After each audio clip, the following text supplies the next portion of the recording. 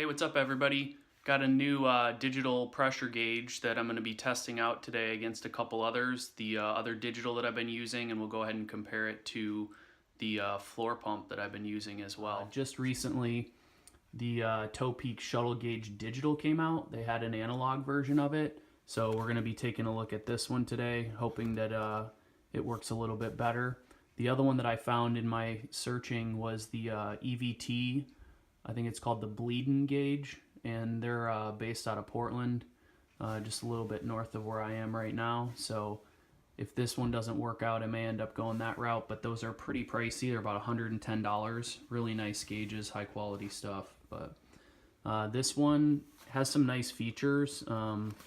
It has this rotating head, so that makes it pretty simple to use, and it also can basically work on its own or at the end of a pump. So you can put it at the end of a hand pump or at the end of a floor pump and basically make your pump have a much more accurate gauge that you can also bleed off of. I can tell you right now that the build quality on this is pretty impressive. Obviously I haven't used it yet, so we'll see how that goes. You've got two sides here. You've got a dust cover that is set up for being able to hook up to your pump, so whether that's your hand pump or your floor pump, creating an inline digital gauge for it. And then on the opposite side is where you're going to hook to your valve, and it came set up for a Presta, and if you want it to be Schrader, then you just turn this around. So we'll leave it set up like that. Pretty handy. That little lever that I was talking about on the back for locking it down, that's actually metal. It's quite nice. And then you've got a bleed valve in the back here. So overall, this feels really solid and impressive. We're going to take a look at the weight here because it's definitely heavier than the SKS Airchecker.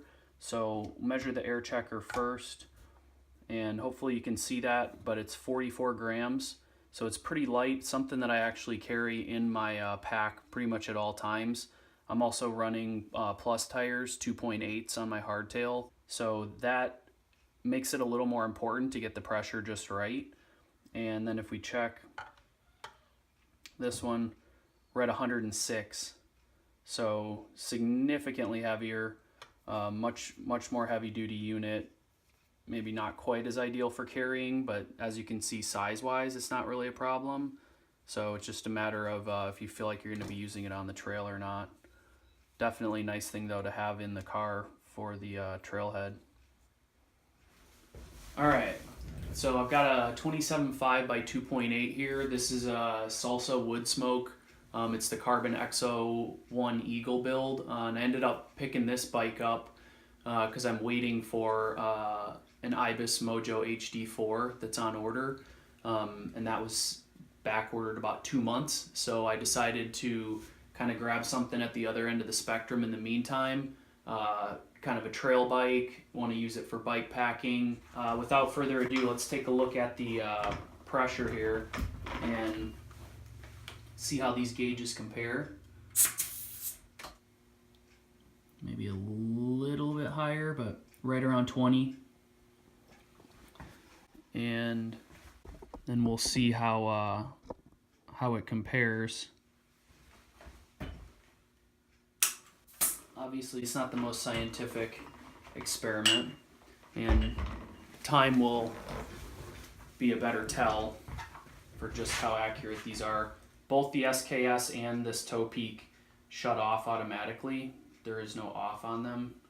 This one you can run PSI, bar, or kilograms per square centimeters, and it does have a battery gauge on it too, which is nice.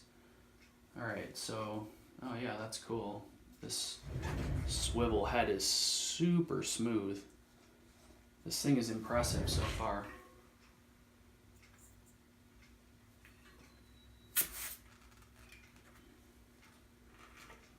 Really nice engagement. Wow, okay, that's pretty cool. 20.0. So far so good.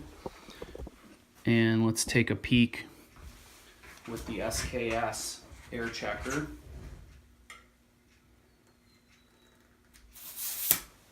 obviously we're affecting the pressure a little bit, popping this stuff on and off. So one of the issues with this one is that when you go to pop it on, sometimes it just does not seal. It's just like losing air all the time. It'll be wildly different. You'll be trying it once and it says 20, and you try it again and it says 8, and it's obvious, you know, that it's not reading right. Okay, so pretty nice there, actually. That worked pretty well. 18.5 is what that came in at, which, you know, could be about right. We dropped a little bit of pressure off and try it again. Okay, so now that's reading 18.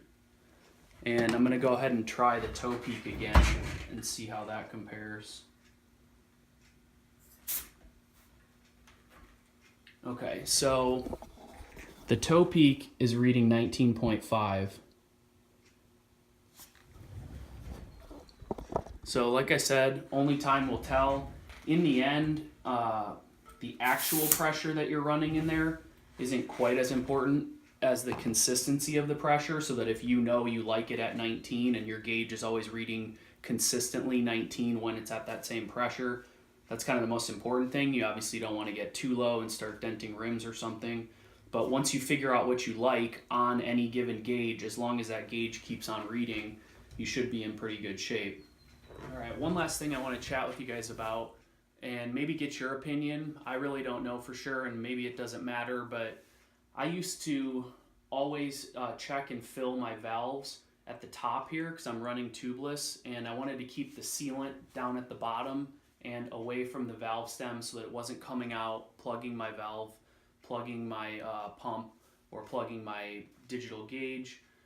But I've kind of switched over, even though that's what you just saw me doing. Recently, I've been, instead of putting it at the 12 o'clock, I've been putting it down at 6 o'clock, which kind of seems counterintuitive. You're definitely putting the valve down near where the sealant is.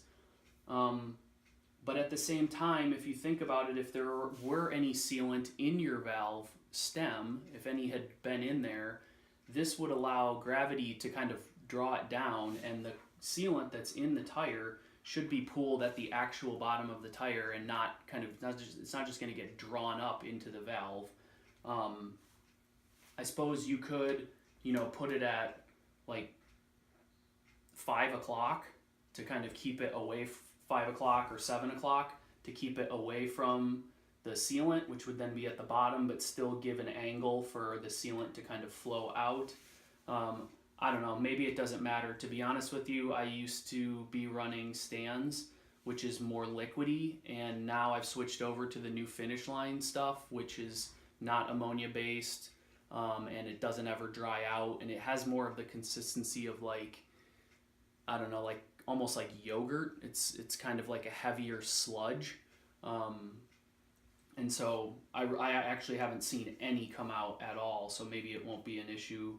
And maybe you guys don't have problems with it either. But anyway, if you've got thoughts on that or experience with it, post them up in the comments. So what we're going to do now is go ahead and apply this, put it on to the floor pump, and see how it works as an intermediary, where we go floor pump in here and then hook that onto the valve. So the way this is set up, this dust cover slides off, and then it has this little adapter on here, which is set up for Schrader. So I'm going to pull that off and just leave it as Presta, and we'll see how it works. And really it's just as simple as hooking your pump to this guy and then hooking this back to the tire. If you look at the gauge here, it's just a shade below 20, and you look at the digital on this end and it's at 19. And then maybe give it a few more pumps here, and you can see that it's actively adjusting here, and it kind of equalizes, and then you can fine tune it with that valve on the back. All right, couple final thoughts, things that I forgot to mention. One thing is that this has a 300 PSI max, So you can actually use this on your shock if you've got a shock pump, and you could use it on your fork too. And you can do that because it can hook up as that intermediary. So you can just hook your shock pump to this and then run it in between and turn, say, an analog shock pump basically into a digital. The other thing to think about is that because this can hook up as an intermediary on just a small hand pump that you might have with you out on the trail, you basically can get away with a hand pump that doesn't have a gauge, which can save you a little bit of money, maybe save you a little bit of weight. Obviously, you'd be carrying this instead, but you're definitely going to get a much more precise measurement out of this. I find that the hand pump gauges are relatively useless, especially if you're running plus tires where like you're trying to get it to at least within 1 psi of where you want it. And then one other thing that I failed to mention is about the SKS. So the Airchecker, this guy, it does have a bleed valve, but there's a huge difference between this Topeak and the SKS. The SKS, when you bleed, it does not reset.